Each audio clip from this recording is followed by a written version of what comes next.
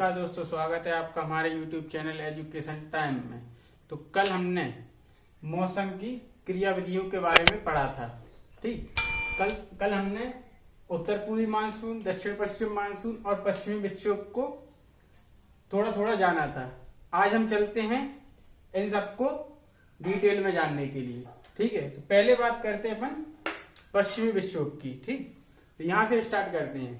तो बात करते हैं शीत ऋतु में मौसम की क्रियाविधि की। ठीक है, मौसम की क्रियाविधि कितने प्रकार की थी? दो प्रकार की, एक ग्रीष्म ऋतु में मौसम की क्रियाविधि और दूसरी थी अपनी शीत ऋतु में क्रियाविधि। ठीक है, पहले बात करते हैं अपन शीत ऋतु में मौसम की क्रियाविधि से। ठीक, अब ये देख रहे हैं, ये जो पश्चिम से पूरब की वो ये धाराएं दिख रही हैं आपको। ठीक है, जब यह धारा की बात करते हैं, यह धारा हिमालय के उत्तर में पश्चिम से पूरब की ओर चलती हैं। ठीक है, जैसे ये अपना हिमालय है तो हिमालय के ऊपर ये ऐसी चलती हैं पश्चिम से पूरब की ओर। ठीक है, इन धाराओं को जेट धारा कहा जाता है। क्या नाम है इनका? जेट धारा। यह धरातल से 6 से 12 किलोमीटर की ऊंचाई पर चलती हैं और यह बहुत तीव्रगामी धाराएं होती हैं।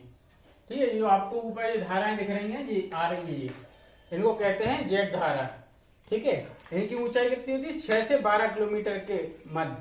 ठीक, और ये हिमालय के उत्तर में क्या है?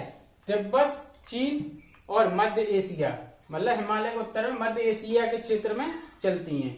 ठीक, अब बात करते हैं, ये हवा पश्चिम से पूरब की ओर चलती हैं, पश्चिम से स्टार्ट होती हैं और पूरब की ओर जाती हैं। इस कारण इनका नाम पछुआ पवने भी कहा जाता है। ठीक है, इन्हें जेट धारा भी कहा जाता है और इनको अपन एक नाम से हो जानते हैं। क्या नाम है? पछुआ पवने।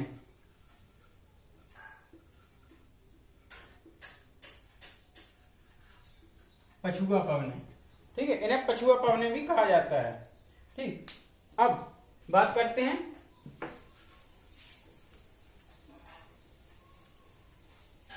जब सूर्य दक्षिणायन होता है। ठीक है, दक्षिणायन का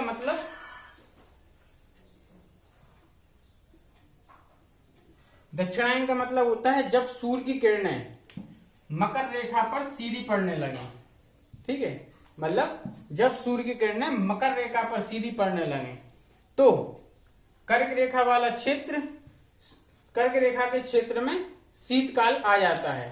ठीक, मतलब क्या है? जब यहाँ पे मतलब दक्षिणी गोलार्ध में सूर्य की किरणें सीधी पड़ने लगेंगी तो यहाँ पर किरणें तिरछी आएंगी। कर्क रेखा के क्षेत्र में किरणें कैसी आएंगी? तिरछी, जिस कारण यहाँ पे तो ग्रीष्म ऋतु आ जाएगी मकर रेखा के क्षेत्र में और कर्क रेखा के क्षेत्र में अपनी शीत ऋतु का आगमन हो जाएगा।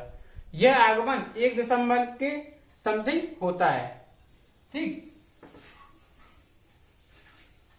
1 दिसंबर के समथिंग होता है। तो जब सूर्य शीत ऋतु में दक्षिणायन हो जाता है तो जेट धारा भी दक्षिण की ओर खिसकने लगती है। देखिए, इसका एक कारण ये होता है, धाराएं हमेशा निम्न जोन से उच्च जोन की ओर चलती हैं। ठीक है, लो प्रेशर जोन से। जैसे यहाँ पे गर्मी ज्यादा बढ़ गई तो हवाओं की एक स्थिति होती है कि हवाएं जैसे यहाँ अपनी ये धाराएं चल रही हैं तो यह गर्मी के साइड आने का प्रयास करती हैं। ठीक है, जैसे सूर्य अगर दक्षिणायन हो गया तो हवाएं भी दक्षिणायन की ओर आने का प्रयास करेंगी। इस कारण जब ये जेट धाराएं आती हैं तो वैसे तो ये हिमालय के ऊपर से निकल रही थी, पर जब सूर्य दक्षिणायन हो गया है तो ये हवाएं हिमालय से टकरा जाती हैं। ठीक है, यहाँ पे जो हिमालय है तो हिमालय से टकरा जाती हैं, जिस कारण ये हवाएं 2 भागों में बट जाती हैं। ठीक है, एक धारा तो हिमालय के उत्तर में सीधी निकल जाती है। ठीक, तथा दूसरी धारा हिमालय से टकराकर दक्षिणी की ओर मुड़कर हिमालय से टकराई और दक्षिणी की ओर मुड़कर उत्तर भारत में प्रवेश कर जाती है।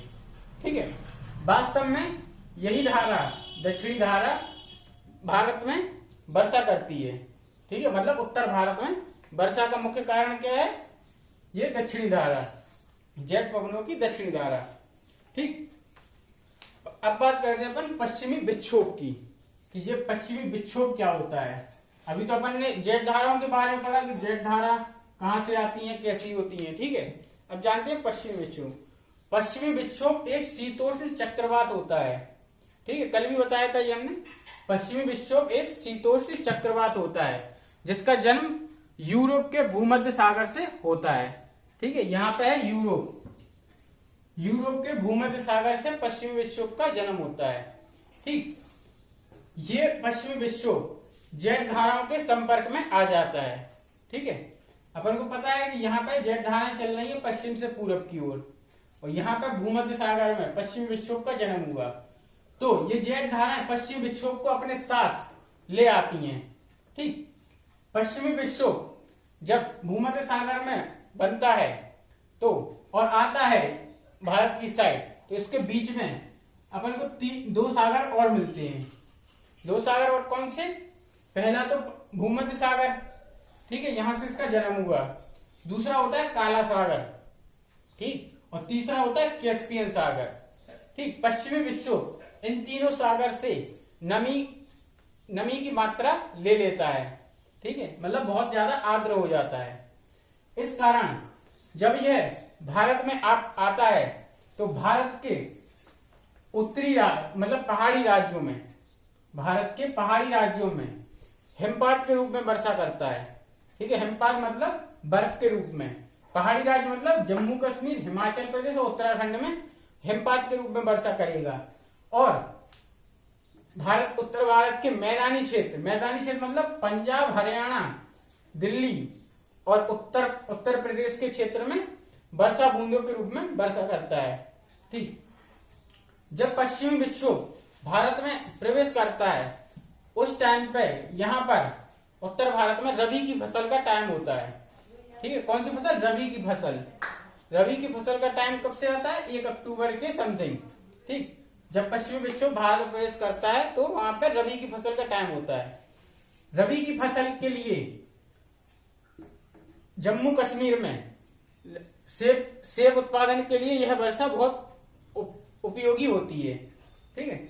मतलब जम्मू कश्मीर में यह वर्षा सेब के लिए बहुत उपयोगी होती है, तथा उत्तर भारत के मैदान में यह गेहूं मतलब रबी की फसल के लिए बहुत उपयोगी होती है, ठीक। अब बात करते हैं अपन आगे।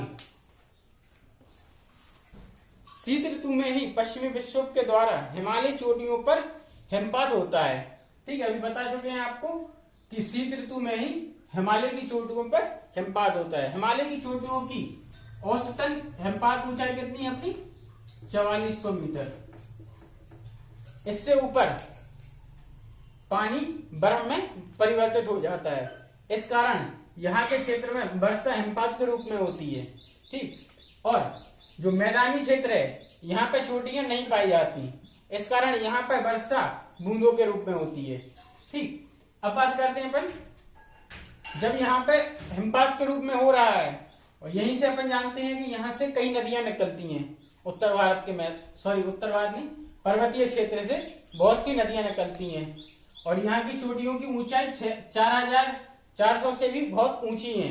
इस कारण यहाँ पे वर्ष भर बर्फ जमी रहती है, ठीक। इसी कारण यहाँ की नदियां गर्मियों के दिनों में भी सूखती नहीं है, ठीक है। इनमें पानी वर्ष भर भरा रहता है, ठीक, और पानी की कमी नहीं होती है, ठीक।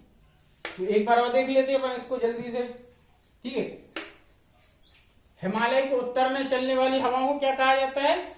जेट धारा या पछुआ पवनें, ठीक। पछुआ पवनें कहां से कहां चलती हैं? पछुआ पवनें पश्चिम से पूर्व की ओर चलती हैं, ठीक।